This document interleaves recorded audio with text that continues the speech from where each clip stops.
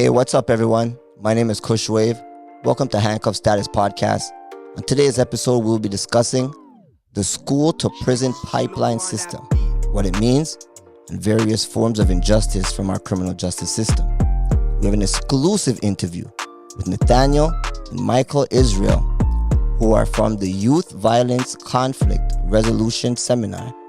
They are dedicated to making a change by inspiring the youth. They're here to share their stories in the community.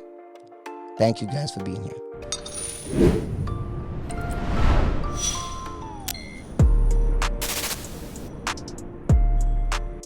Could you guys please give me a little history about yourselves? Okay, about ourselves. So my name is Nathaniel, as you mentioned a little bit earlier. I've been with this organization for approximately 2 years, the Youth Violence Conflict Resolution Seminars. I was pulled into that because as a black male, I was noticing that there wasn't much that was being done for our communities. And I seen other young black men as well as other variant. I said, wow, hey, you guys are doing this, that, and the third. Hey, let me join with that. Wow. Let me make that movement. So ever since then, in that, and we've been traveling across the world. We just recently came from Saskatchewan. Really? There's many different chapters of the Youth Violence Conflict Resolution Seminars. Wow. Yes, sir. So you guys are all over. Yes, the states, all across the states, the islands, Bahamas, Jamaica, Ghana, Nigeria, all that. Right. That's amazing. Yeah. So is this and this is a nonprofit, right? Like you said? Nonprofit. Okay. Is there a parent company? A pairing company? Yeah. Well, we are sponsored by IUIC, Israel United in Christ. They provide the finances to ensure that we, when we do backpack drives and what have you, that those are the individuals that get great. the backpacks. That's amazing that there's individuals out there that's helping your cause, cause of mankind. We all need this right now. Every country should have a IUIC, I guess. To help the people who really need it, who really need the help. It may seem like nothing to us to receive a backpack because you have so much backpacks at home, but there's individuals that have no backpacks and there's nothing inside of them, right? Exactly. So that's amazing, man. Yep. And yourself? Likewise, I actually continued. I saw the vision, right? I saw the leaders, men standing up in the community. And likewise, I'm like, you know what? It's time for me to stand up. It's time for me to make that difference as well, right? Because that vision is what's needed for our youth, for our people. When you say stand up in the community, what did you witness them actually doing?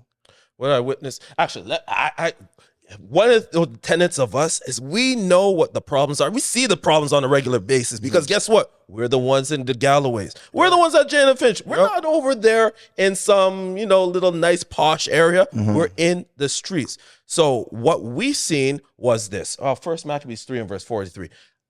We see the problems, but what we really need are the solutions. And this is the only movement that I've seen that pairs everything with the scriptures to get things done.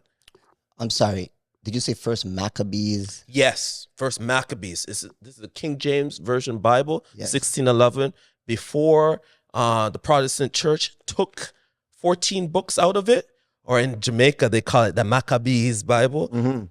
The Protestant church took 14 books out of it, but in its entirety there were 80 books. This is one of them. And in First Maccabees 3, it says, read that. First Maccabees chapter 3, verse 43. They said one to another. So we communed one to another. We seen other males around like, yo, what's going on in Galloway? This brother got shot over here. This going on over here. Read. Let us restore the decayed estate of our people. The decayed estate. So to go back to your question, what do you mean by decayed? Hey, guess what? A lot of us, we ain't getting no jobs. A lot of us, we seen them going off into prison. We seen them over there like selling drugs. That's a decayed status. That's a decayed status, especially comparing it back to what you were talking to me off camera about black rulers to now, have selling drugs and being incarcerated for how many years? That's a decade. And he said, hey, let us restore them back to who they really are. Wow. So, all right, before I get more into this, right? Let me let's play the song of the week, Okay. right? Because it seems like we're gonna deep dive. Yep. Hey.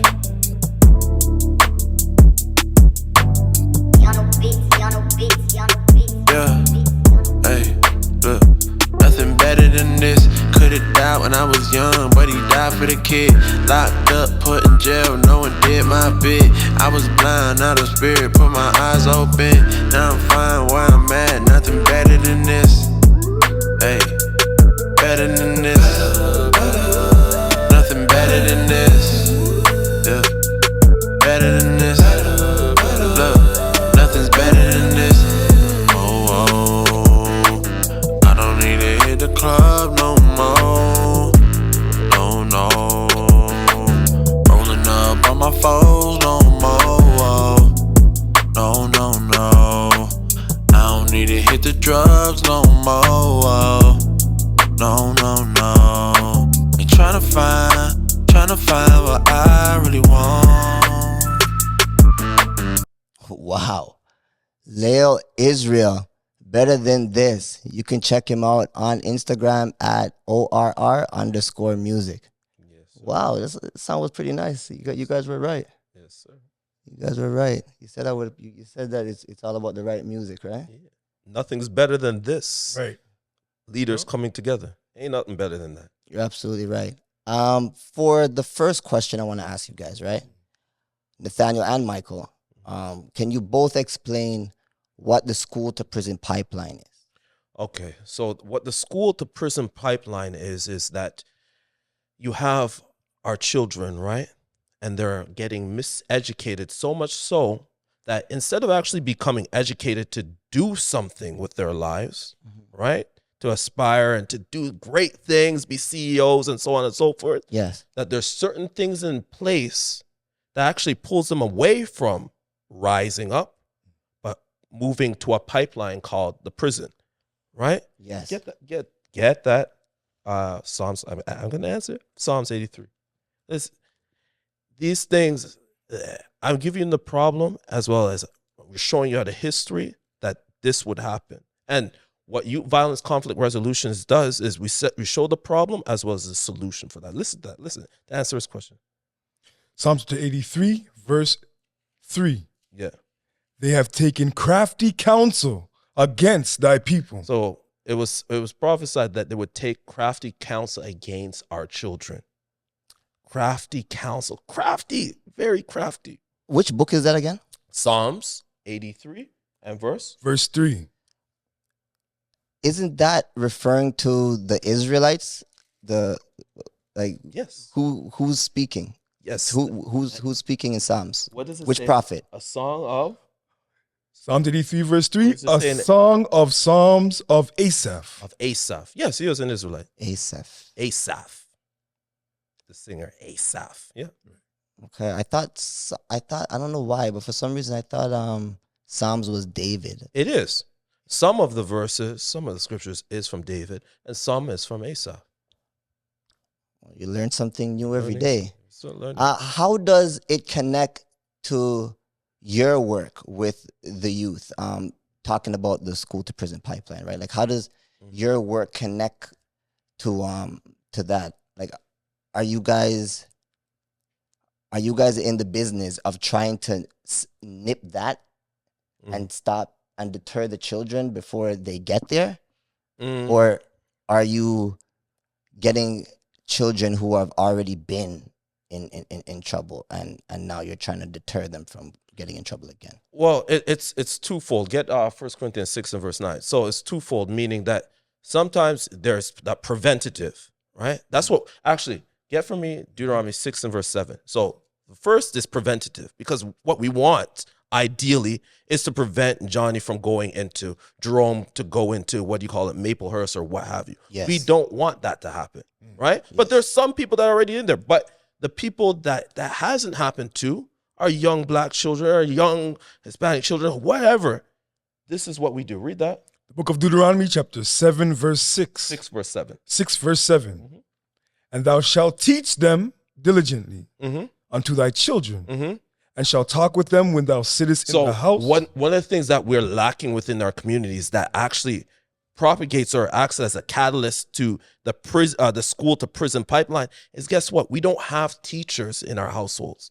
We don't have our fathers in our households. Right. So one of the solutions, the preventative measures that we show in youth violence conflict resolutions is if your father is there, or even if your father is not there, we as leaders say, read it. And shall teach them diligently unto thy children, and thou shalt talk of them when thou sittest in thine house, and when thou walkest by the way. So what we are commanded to do, what we're ordered to do, is to teach our young children commandments and laws. And that acts as a preventative measure to actually getting in. Now, on the flip side, what if you're actually in the bin right now, or you just coming out, right? 1 Corinthians 6 and verse 9. Read that. Book of 1 Corinthians chapter 6 and verse 9. So we first start off, just like we were at this other meeting, we first show them, hey, we are one and the same.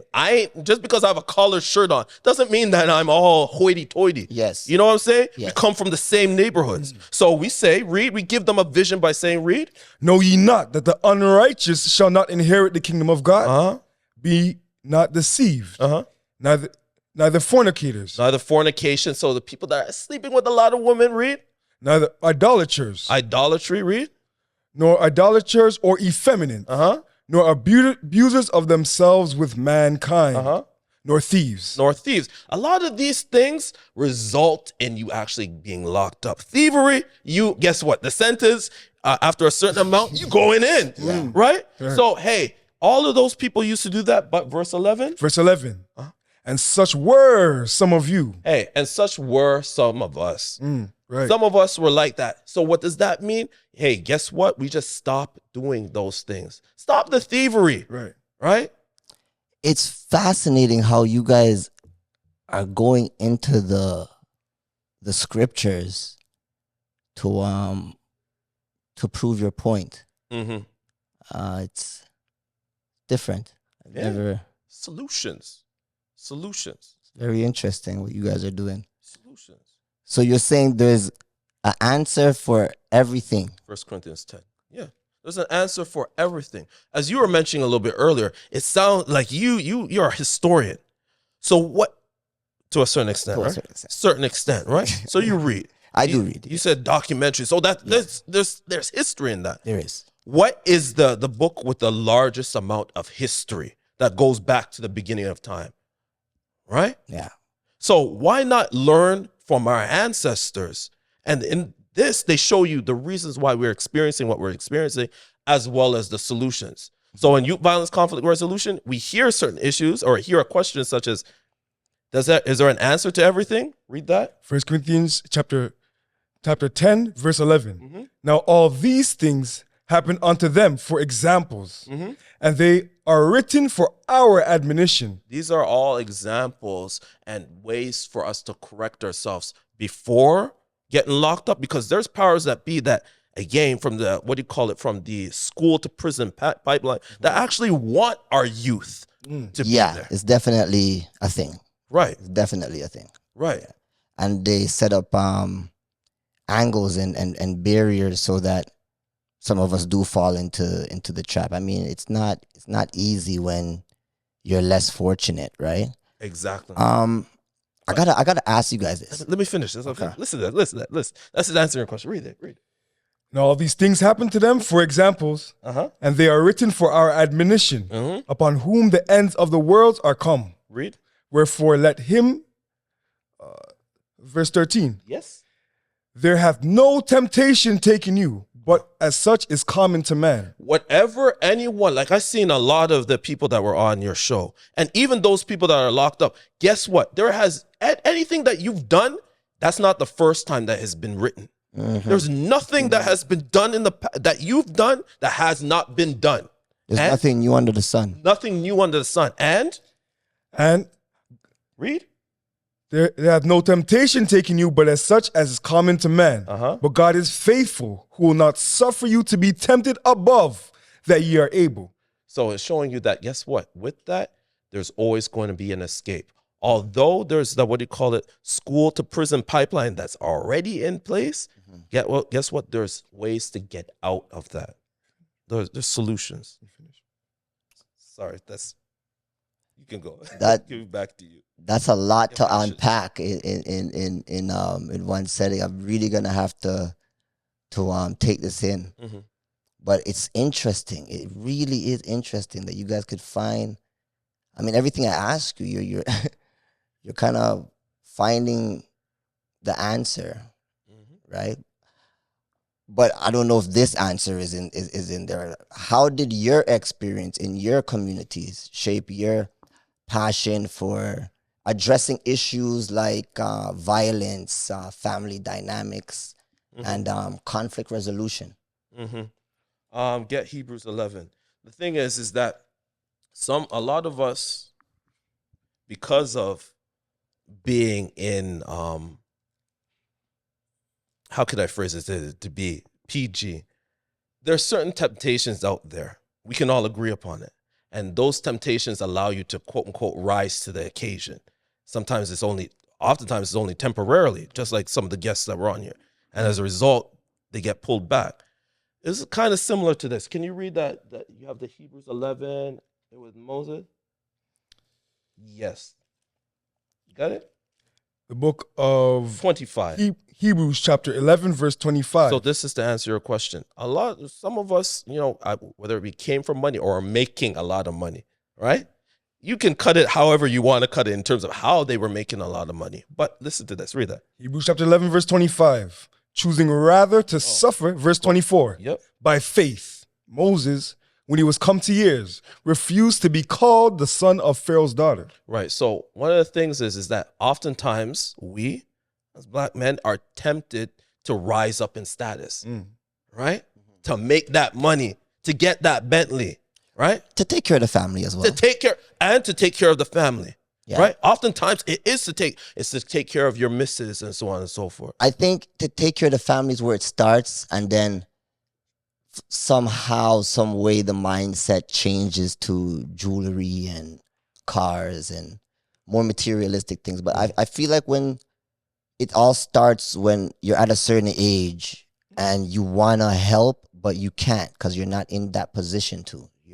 You're not the man of the house, right? You see mom struggling or dad struggling, and you get ideas from people around you. You go to school and you get ideas from people around you. You see people making money certain ways that you probably shouldn't be doing. But when you're hungry, you're not thinking about if I should do it because it's wrong.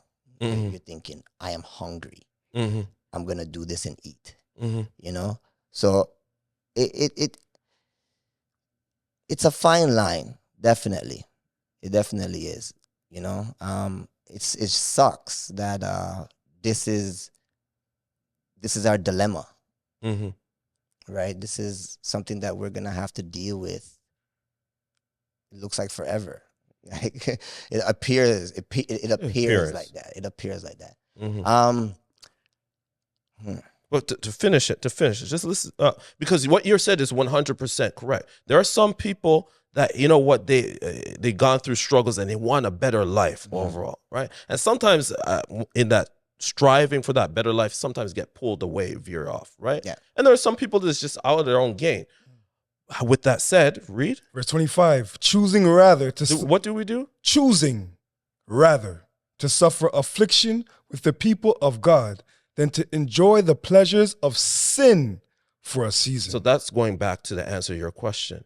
Is one of the reasons why we got pulled out of that is because we said, you know what? I don't want to go and move over to, what do you call it? Where's that place over there? Forest Hill? I can't afford Forest Hill. I don't know what you, but I want to be with my brothers and my sisters. People that look like you. Yeah. Yes, helping them. Right. Because we are the ones that are being afflicted. We need those leaders. Right? So that's what motivated us. Definitely. I love that. We're going to get into the sponsors. So just give me 1 second before we get back into some of the questions. we would like to take the time to shout out Goldmine Media, specializing in music videos, movies, commercials, and much more. Check them out on Instagram at Goldmine Media on Instagram. What do you guys think about how long have you guys been doing this, first of all? Approximately 2 years. Approximately 2 years. About 2 years now? Yes. What have you guys, what's the biggest conflicts that you guys have witnessed in the 2 years? Like, where there's so much problems. I know it's hard to even to say like what's the biggest one. I get it. I mean, I grew up in the communities, right? Mm-hmm. But from what you see, what is the biggest issue that drives these kids down I don't want to say a different path, but a negative path? Do you believe that it's family? Is it what's going on at home? Is it what's going on at school? Or is it just the fact that they're the less fortunate and the less fortunate just does? That's a heavy question. It's a combination of all.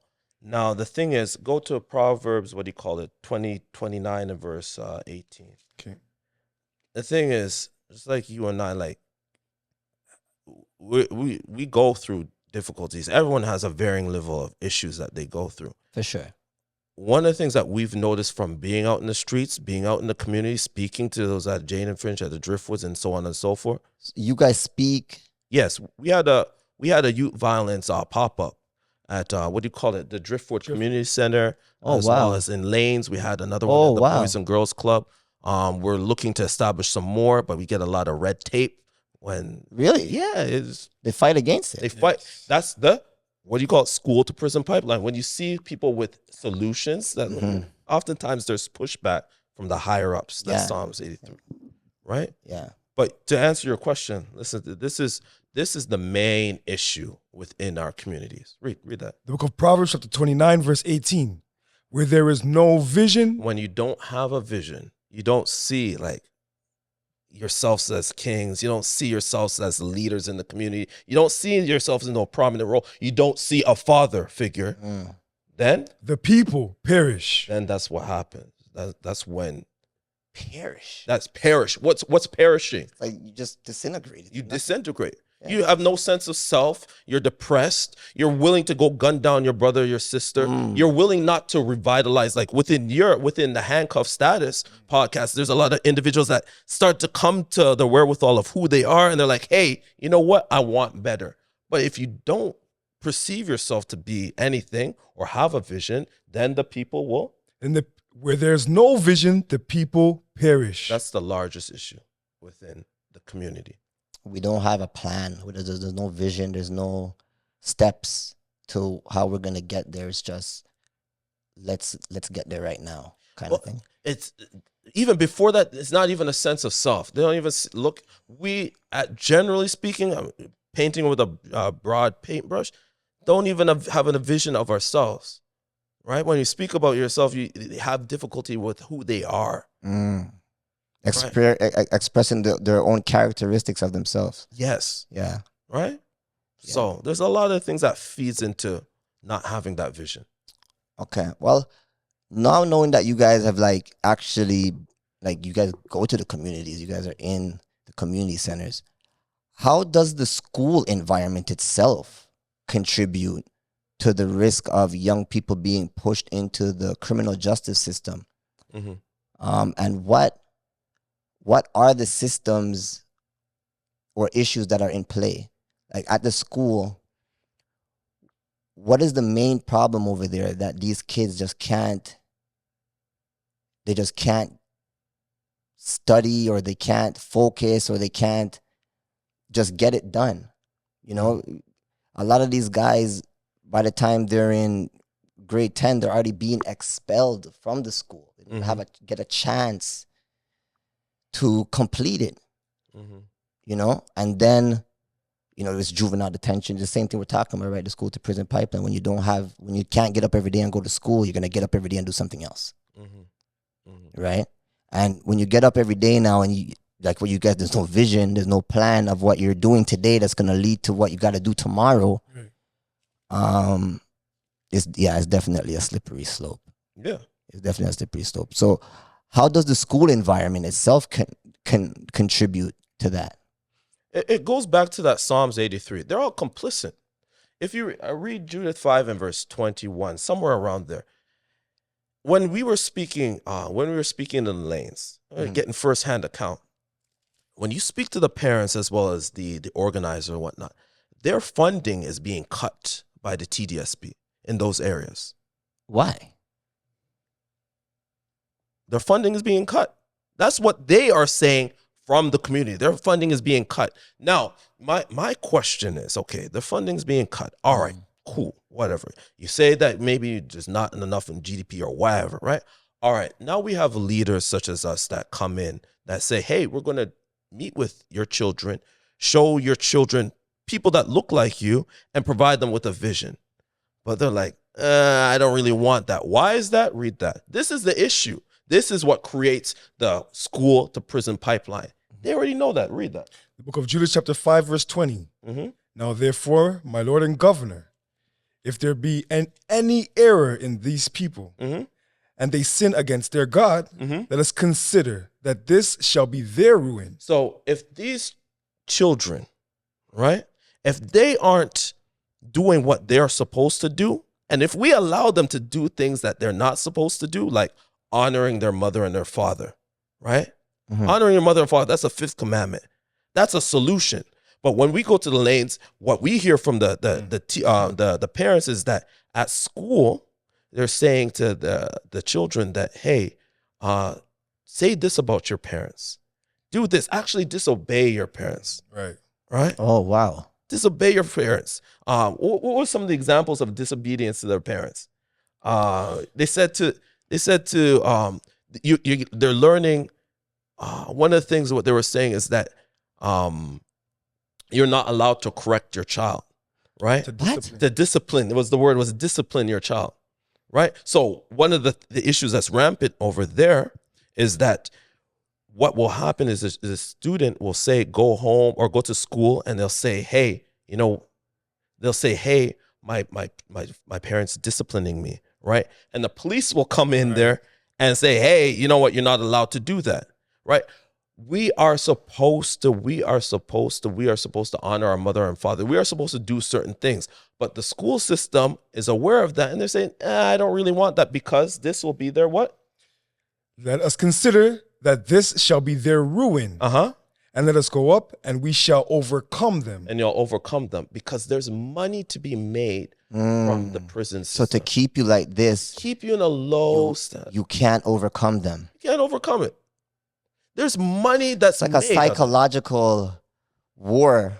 Psychological, spiritual, physical warfare. Right. I have to ask you guys. Yeah.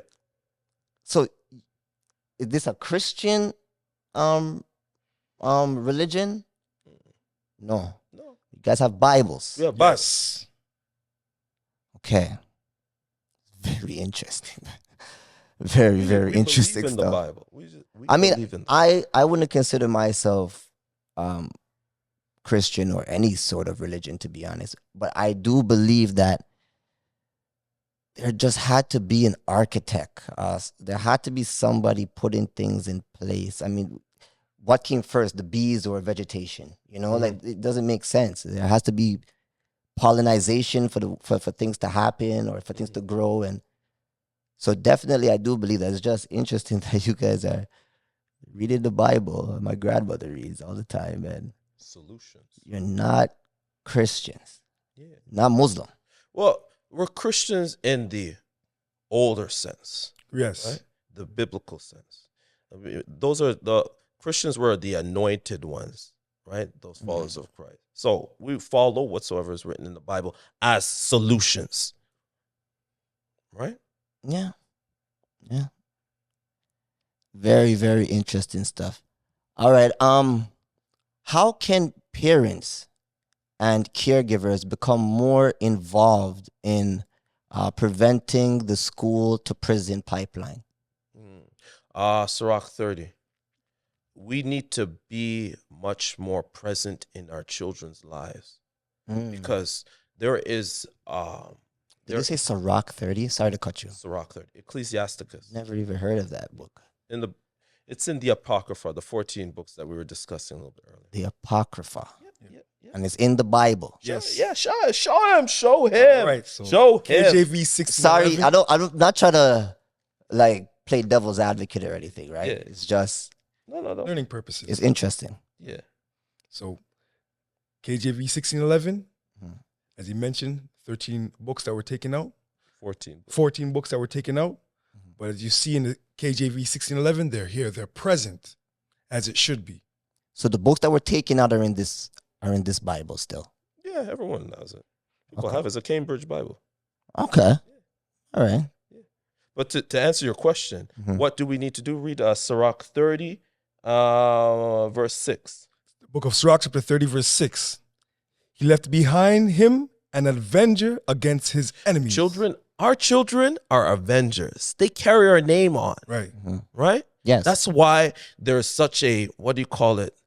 There is such a plight or such a pull to get the minds of our children. Read. And one that shall requite kindness to his friends. Uh-huh. He that maketh too much of his son shall bind up his wounds. Right. If you are making too much of him, you put him on a pedestal. You know, mothers will put your son on a pedestal and they know he's not doing anything good for the community. He's going to bind up souls. He's going to show hatred in the community. He's going to lead to further people being in gangs. Read. And his bowels shall be troubled at every city. Uh-huh. A horse Verse 9. Verse 9. Conquer thy child, and he shall make thee afraid. You always play with your children. You don't correct your child. You don't correct Jerome. Later on, he's going to make you fearful. There's many, what do you call it, shorts and reels where the mother can't speak to their child because they're not like how you were saying. Out of control. Say it again. They're out of control. They're out of control because we let them be out of control. Read. Play with him, and he will bring thee to heaviness. That's what we were discussing a little bit earlier. So there's a time and a place for everything. It's not to say not to play with your child, of course. Of course. But when it comes to like teaching them certain things, and when you see them going off, we're not supposed to play with them. Us in our community, we need to take accountability. Right. That's right. Accountability. That's a big word, right? In our community, accountability, it doesn't really exist. They're rather sweep it under the rug or buy you something to say sorry than to actually take accountability. Wow. Yes. And that's what everyone else wants. They want you to shower them with gifts because that starts off, what do you call it? The school to prison pipeline. Yes. You don't take care of them while they're young, they're going to make their way over there. I mean, if you're not curving it, right? There's only one direction. There's only one direction. Yeah. What steps can communities take then to provide more support to the youth? Okay. Zephaniah 2 and verse 1. Zephaniah 2 and verse 1. Communities common in unity.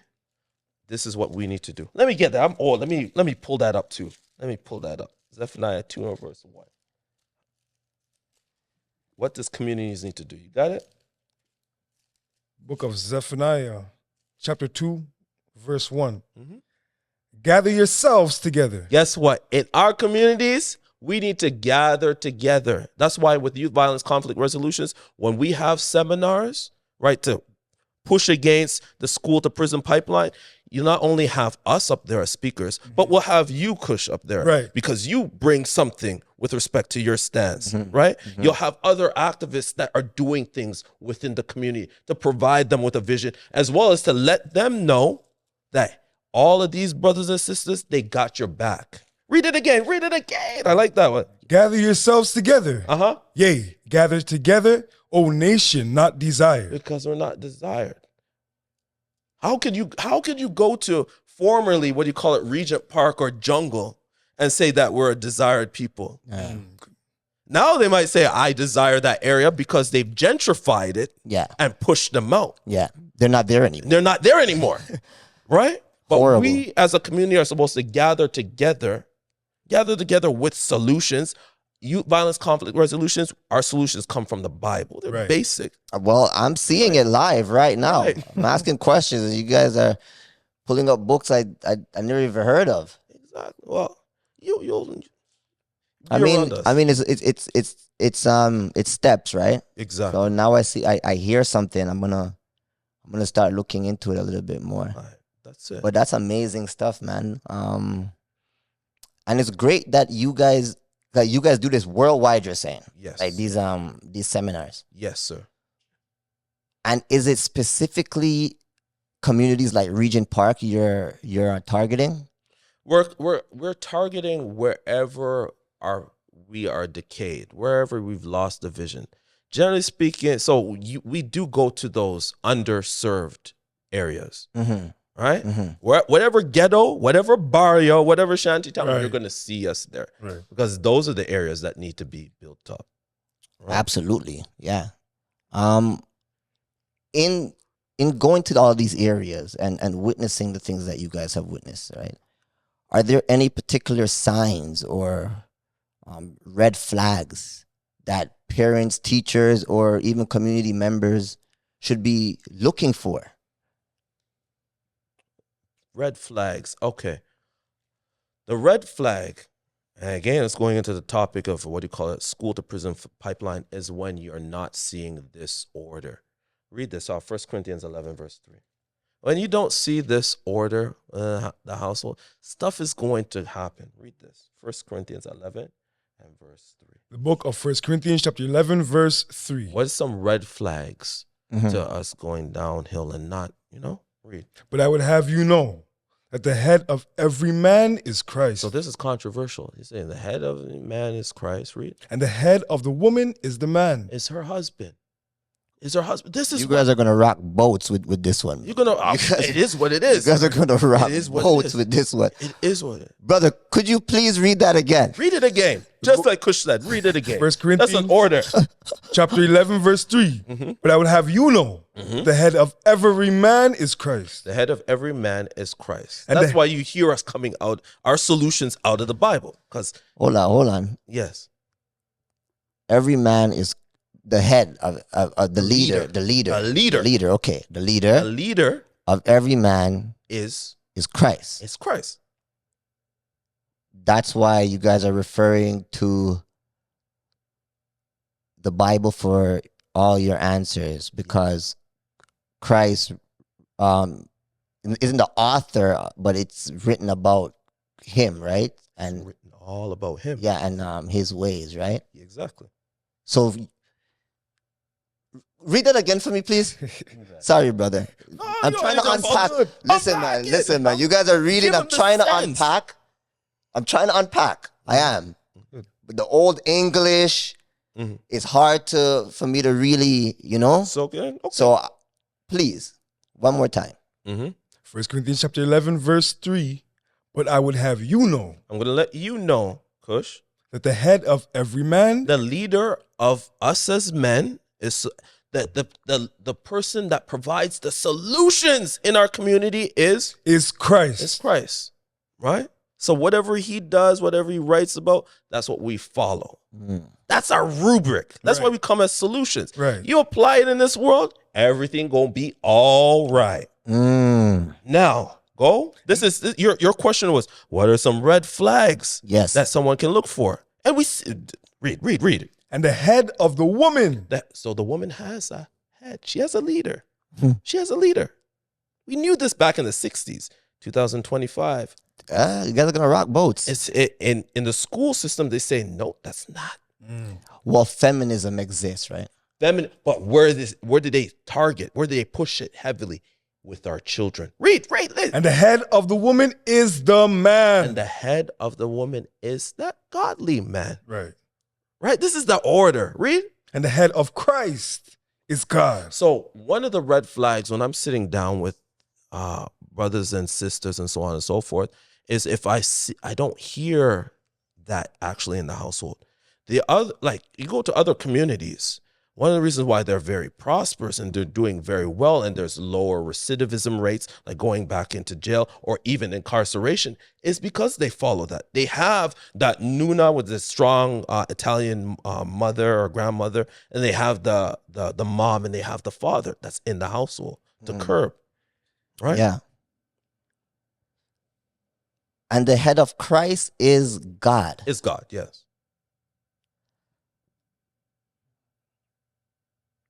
The head of man is Christ. Right. Correct. The leader of the man, of Kush and Michael, The leader of woman is man. is her husband. Her husband. Her Obviously, husband. yeah. Her husband. Not every man. Not every man. Not Obviously. Uh-huh. That wouldn't be right. Yeah, exactly. That'd be weird, Yeah. right? Wow. That's some powerful stuff. Right. But I thought Christ was God. You know what? You guys are gonna I'm having like information overload right now. Could you share a particular moment or a story during your work at YVCRS where you saw a young person make a shift from negative to positive? Mm-hmm. Get what do you call it? Acts 3 and verse. You know what I want. We see this on a regular basis. Oh yeah. We see this on a regular basis because sometimes if you watch some of our promotional stuff or promotional videos, we have other companies that we're linked with. What do you call it? The community cleanup program, Yep. where we go to these areas, or they go to those areas and they clean up those areas. We also have Saving Sarah's Daughters. That's another organization that we're aware of that does work with us. So you're asking when is the time that you've seen that they changed and what have you? Well, we have it all the time. You see, when you come to our seminars, you see what I keep on using the name Jerome. Jerome is now cleaving to us, asking questions. He's like, Jerome without a father is asking questions. He's interested. He's interested, right? He's interested in so much as, okay, who am I, right? What am I supposed to do? Am I supposed to listen to my mom? Yes, you are. Things like that. These are all acts of coming back. Read that. The book of Acts chapter 3 verse 19. Mm-hmm. Repent ye therefore and be converted, that your sins... So repent ye therefore and be converted. So repentance means, hey, you used to sell this. That's the nature of handcuff status. Right? You used to sell this. Don't do that no more. Yes. And what? Repent ye therefore and be converted. Ensure that your mind is converted or changed. So oftentimes what stands out to me is when you're sitting down with the younger brother or the younger sister and whatnot, and you see that they pause for a minute. That's because their mind is being transformed right now. Just like how when you're speaking, you're like, oh, I've never heard that. That's a solution. I didn't even know that pathway was there. Sometimes that's what you need to spark that the fire, the fire of just wanting to crave knowledge or to understand something, and like whatever it is, you know. Right. Sometimes you need that one little thing. It's like, what, really? Right. Let me look into it. Right. And then before you know, you're going down this rabbit hole, and you Right. can't get out. You're still searching and searching. Right. That's amazing, man. You guys are something else.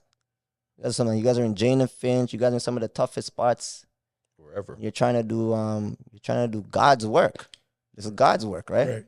Yeah. It's the Lord's work, and it's the work of us as leaders. I keep on saying us. We're leaders. You're doing it to some capacity. You even allowing us to be here. Right. You're doing the work. Yep. of Awesome. Our community, gathering together. Congregating. Right? That's amazing. Is there anything that you guys would like to say other than anything that I've asked you? Hey, actually, let's read that. Psalms 94 and verse 16. If you want change in their community and you're not fearful, people have fearfulness. But if you want change in your community, give us a call. Right. send us an email. We are wherever you need us, wherever you need the brothers in the white and the red, the youth violence conflict resolution seminars. That's where we will be. Because, read Psalm chapter 94, verse 16. Who will rise up for me? who's going to rise up to, put away the incarceration? Who's going to rise up to ensure that we don't become incarcerated? Read. Against the evildoers. Against those people that actually want you to be there. Mm-hmm. Who will stand up for me against the workers of iniquity? And that's what we ask everyone. Who's going to stand up? Because you see it, we know about it, but who's actually going to stand up and do something? This is the spark, like you mentioned, for people to continue or to actually start doing something. Amazing. That's great. But it has to start somewhere. And I'm happy that you guys are at least, starting it worldwide. Mm-hmm. Train's already in motion. Youth, violence, conflict resolution seminar. You guys go check that out. These guys, they're doing really good things. We would like to thank Nathaniel and Michael Israel for sharing their story with us today. For all those who are incarcerated, remember, freedom is a must. Shout out to all the lifers. Free private spaceship. And thank you guys. Thank you guys for tuning in. Like and subscribe. If you have anything to ask or comments, you could hit us up at handcuffstatusinc@gmail.com. And never forget our real mission. We're trying to break the chains of injustice, right? Please, guys, I'm going to ask you to give us one of your amazing signatures. Oh, shoot. On our famous Handcuff Status canvas. Okay, I'm going to take that one just because the match was shut. Anywhere you want. You want to sign? You can sign too. You want red? You want black?